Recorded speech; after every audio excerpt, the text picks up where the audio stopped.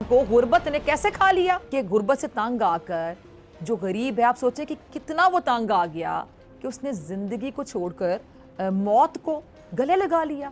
यानी खुदकुशियां करने लगे हैं लोग गुर्बत से तंग आके।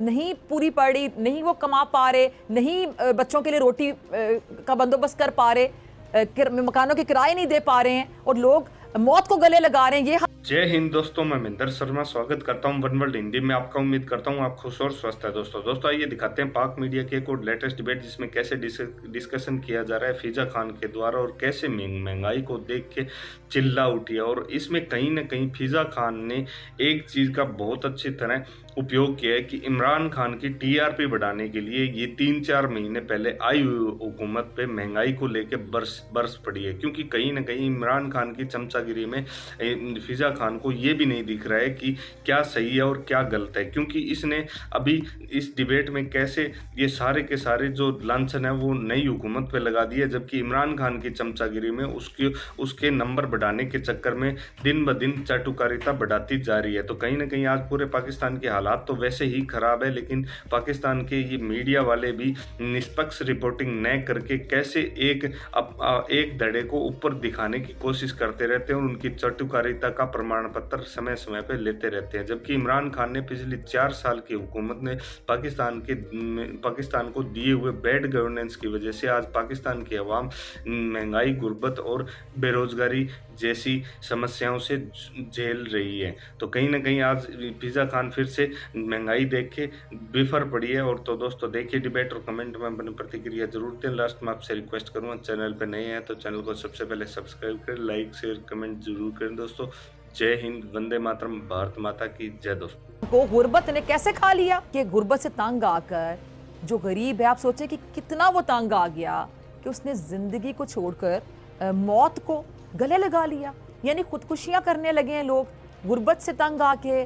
नहीं पूरी पड़ी, नहीं वो कमा पा रहे, नहीं बच्चों के लिए रोटी का बंदोबस्त कर पा रहे, मकानों के किराए नहीं दे पा रहे हैं और लोग मौत को गले लगा रहे हैं। ये हालात है यहाँ पे, इनको अपनी हुकूमत बचाने की पड़ी हुई है।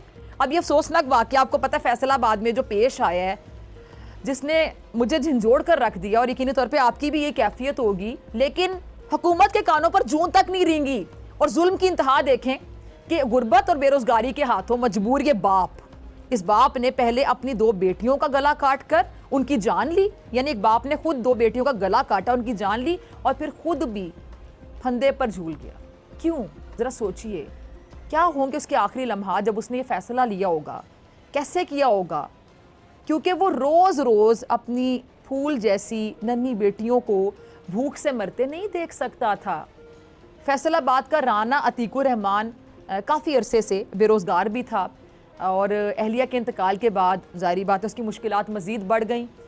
जिस किराए के मकान में वो रहता था उसका 1.5 लाख किराया भी उसके सर पे चढ़ गया और हर तरफ से ज़ाहिर बात है वो मायूस हो गया। और उस बेबस बाप ने अपने हाथों से अपनी 2 बेटियों के गले काट दिए, फिर अपनी ज़िंदगी ख़त्म कर ली। मतलब क्या होंगे वो आखिरी लम्हात जब उसने फ़ैसला किया होगा और जब सब कुछ कर रहा था, क्या हालत होगी उसकी ज़हनी, जज्बाती, आप अंदाज़ा लगा सकते हैं। अतीकुर रहमान ने अपने दुखों की जो कहानी है वो एक ख़त में बयान की है। अच्छा, इस लाचार बाप ने जो ख़त लिखा है वो पढ़ते ही आपकी यकीनी तौर पे रूह कांप जाती है। वो कह रहे हैं कि मैं अतीकुर रहमान, मैंने अपनी बेटियों को छुरी से ज़बा कर दिया और ऊपर से मोहम्मद उस्मान का जो किराया है 1,46,000 रुपये देना है। उन्होंने बहुत तंग किया है। मैं 15 साल से इस मकान में किराए पर रह रहा हूँ। बेगम की वफ़ात के बाद नौकरी ना होने की वजह से बहुत परेशान हूँ और रहने के लिए कोई जगह नहीं है। हमारे जनाजे ईदी वेलफेयर को दिए जाएँ, पोस्टमार्टम ना किया जाए, इज्तिमाई कब्र बनाई जाए, घर का सारा सामान ईदी वेलफेयर को दिया जाए। अब नाज़रीन, ये ख़त माली अबतरी से मजबूर एक शख्स का नहीं है। ज़रूरतों के जो पहाड़ हैं उस तले दबे उन गरीब तबकात की लफ्जी तस्वीर भी है जो ज़िंदगी पर मौत को तरजीह देने पे मजबूर हो जाते हैं। शहबाज शरीफ स्पीड दिखाने में खुद को माहिर कहते हैं, बड़ा एक्सपर्ट कहते हैं। काश उन्होंने अपनी हुकूमत बचाने के बजाय गरीबों को बचाया होता तो आज ये दिलखराश वाक़या पेश ना आता। कहाँ है वो मौलाना फजलुर रहमान जो कभी मज़हब के नाम पर, कभी सियासत के नाम पर सिर्फ लोगों के जज्बात से खिलवाड़ करना जानते हैं? क्या मौलाना शहबाज शरीफ से ये सवाल नहीं पूछेंगे अब कि उनके होते हुए एक गरीब खानदान को गुर्बत ने कैसे खा लिया? नहीं, वो क्यों पूछेंगे? वो सिर्फ कुर्सी के शौकीन हैं। उन्हें कुर्सी दे दी जाए तो फिर उन्हें कुछ नजर नहीं आता। लेकिन इस खून का जवाब मौलाना साहब से भी होगा, ये सवाल होगा, क्योंकि इस वक्त वो भी हुकूमत में हैं। MKM से भी पूछा जाएगा, दूसरी तमाम हुकूमती इत्तेहादी जमातों से भी पूछा जाएगा ये सवाल। और शहबाज हुकूमत का दीन ईमान इस वक्त हुकूमत है और अपनी अपनी इनको पड़ी हुई है, हुकूमत बचाने की पड़ी हुई है। गरीब खुदकुशियाँ करें, किसी के घर रोटी नहीं बनती, ना बने, महंगाई में लोग पिसते चले जा रहे हैं, इनको कोई फ़र्क नहीं पड़ता, इनको कोई सरोकार नहीं है, इनको सिर्फ अपनी हुकूमत बचानी है। सारा फोकस इनका वहीं पर है, सारी तवज्जो, सारा ध्यान वहीं पर है। इन लोगों ने 2000 रुपये, वो जो इमदाद का ऐलान आपको याद है कैसे बड़े तकब्बुर के साथ, बड़े गुरूर भरे अंदाज से किया था, वो भी सबको भूला नहीं है। मरियम औरंगजेब अब मीडिया पर आकर ये जुर्रत करके बताएंगी कि उनकी नाअहली और बेहिसी की वजह से फैसलाबाद का खानदान कैसे बर्बाद होगी। चाय की कंपनी भी खोल लेनी चाहिए, क्योंकि मेरा तो चाय के एक कप पे गुजारा नहीं होता जिस तरह हुकूमत मशवरे दे रही है। नहीं, मैं तो कह रहा था कि उनको आटे का एक मिल लगवा देते हैं ताकि पाकिस्तान में कम से कम गरीब लोगों को आटा तो सब्सिडाइज मिल जाए ना। उनके वहाँ मिल लगने से कुछ शायद कोई बेहतरी आ जाए उसके अंदर। खैर, ये सारी बातें तो चलती रहेंगी, लेकिन कहने की बात यह है कि जिस तरह इस हुकूमत ने आँख बंद करके एक फॉरेन एजेंडे के ऊपर काम किया है और जो इन्होंने पाकिस्तान की तबाही फेरी है, वो जो भी आने वाली हुकूमत होगी वो ज़ाहिर है कि इमरान खान की हुकूमत होगी, उसको एक बड़ा टफ हालात का सामना करना पड़ेगा, जिसमें ख़जाना खाली, जिसके अंदर चोरों की वजह से मुल्क को जो कौमी ख़जाने को नुकसान पहुंचा वो, फिर हमारे जो एयर स्पेस का मामला है जो दोबारा उठ खड़ा हुआ है, वो जो हमारे अफगान बॉर्डर्स के मामला आते हैं, उसको ये बड़े एक मुश्किल दौर से वापस पाकिस्तान को गुजारना पड़ेगा, जिससे हम पाकिस्तान को निकाल चुके थे। हमें वहीं से कहानी दोबारा शुरू करनी पड़ेगी, शायद उससे भी पीछे थोड़ा सा जाके वो कहानी शुरू करनी पड़ेगी।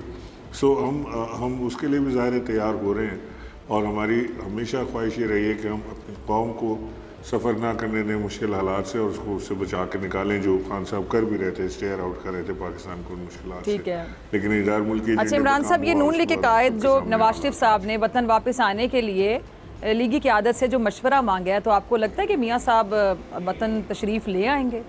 मेरी ख्वाहिश तो है बड़ी कि वो आए वतन वापस और आके अपने केसेस का भी सामना करें, क्योंकि वो झूठ बोल कर पाकिस्तान से बाहर गए थे। शहबाज शरीफ ने एक झूठा बयान हल्फी अदालत में जमा करवाया था और उन्होंने उस बयान हल्फी में ये लिखा था कि 4 महीने में भैया जान जो हैं वो इलाज करा के वापस आ जाएंगे। भैया जान ने न सिर्फ के वापस नहीं आए, कोई इलाज भी नहीं कराया। वो कभी पिज़्ज़ा पार्लर में, कभी वो किसी बर्गर बुटीक में, कभी कहाँ, कभी घड़ियों की दुकान पर नज़र आते हैं। यही उनका इलाज मुझे लगता है कि है। और ठीक है, आ जाएंगे तो ज़रूर आएँ, कल के आते आज आ जाएँ। इमरान खान की पॉपुलैरिटी है, इमरान खान की जो इस वक्त पीक है, उसको कोई फ़र्क नहीं पड़ेगा, जो मर्ज़ी ये कर लें। और नवाज शरीफ साहब जिस नीयत और जिस इंटेंशन के साथ आ रहे हैं, वो सब जानते हैं कि वो इस वक्त क्यों इतनी हिम्मत और जुर्रत पकड़े आने की, क्योंकि वो तो पिछले 2 साल से उनको जुर्रत ही नहीं हुई पाकिस्तान की तरफ आने की। और ये मुझे याद आता है वो जो कायद तहरीक नहीं हुआ करते थे MKM के, पुल पे लगा दिया उसका रिनोवेशन पे। मैंने वो स्विमिंग पूल देखा है जब वज़ीर आज़म इमरान खान थे, मेरा अक्सर वज़ीर आज़म अब जाना रहता था। मैंने स्विमिंग पूल ऐसी तो कोई हालात उसके अंदर नहीं थे कि वो शहनशाह हुजूर जो है उसके अंदर स्विमिंग ना कर सकें 10 करोड़ रुपये लगाए बगैर। फिर काबीना के अखराजात में उन्होंने कहा आधी काबीना पाकिस्तान से बाहर घूम रही है 4 महीने से। वो कम्बोडिया बैठे हुए शहजादे, पता नहीं वहाँ क्या हो रहा है, 10 दिन हो गए हमारे वज़ीर ख़ारजा, वह क्या हो रहा है ऐसा कि 10 दिन से वो कम्बोडिया बैठे हुए हैं। वो कभी फ्रांस चले जाते हैं, कभी जर्मनी चले जाते हैं, कभी स्विट्ज़रलैंड चले जाते हैं। उनके साथ एक इंटराज चल रहा है। यहाँ वो वज़ीर सेहत जो है वो अमेरिका कॉन्फ्रेंस में पहुँच गए, वो भी एक इंटराज लेकर पहुँच गए। सो किफ़ायत शहरी तो कहीं से नज़र नहीं आ रही। मुझे तो वो टाइम याद है कि हम लोग अज़राए मजाक कहते थे कि जब से हुकूमत हमारी आई है, खान साहब ने ECL पर डाल दिया हमें। वो कहीं बाहर जाने ही नहीं देते थे अल्लाह का बंदा, अपने ज़ाती खराजात पे अपनी फैमिली के साथ कहते बाहर नहीं जाना, अभी हमने ये हुकूमत में आए हैं, हमने डिलीवर करना है, यहाँ पर बैठ के काम करो। और गुजरात तक को खान साहब ने पाबंदी लगाई हुई थी कि दे विल नॉट ट्रैवल। और आप उनके लोगों को देख लें, या तो उन्होंने ट्रैवल किया ही बहुत कम है, 1 या 2 दफ़ा गए होंगे, कोई बहुत इंपॉर्टेंट चीज़ होगी। जैसे हमाद अजहर को जाना पड़ता था IMF के पास, या वो ग्रे लिस्ट से पाकिस्तान को फैटफ की ग्रे लिस्ट से निकलवाने के लिए उसके लिए वो तो चले कि एक्सेप्शन है। उसके अलावा तो खान साहब ने बिल्कुल एक डंडा ठोका हुआ था कि बिल्कुल कोई हुकूमती खराजात पर ट्रैवल नहीं करेगा। सो चीज़ें फ़र्क होती हैं and they speak for themselves.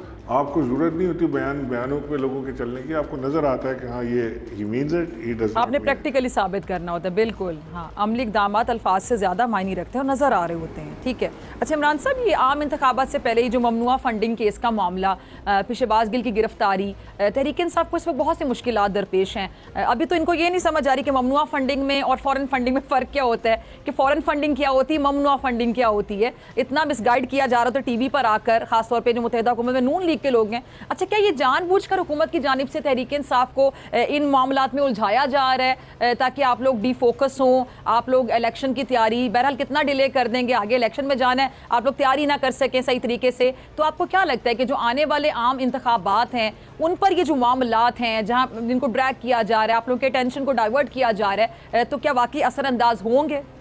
देखें, इस पर गालिब ने बड़ा खूब कहा है कि खाक में क्या सूरतें होंगी कि पिना हो गई, मुश्किलें मुझ पर पड़ी इतनी के आसान हो गई।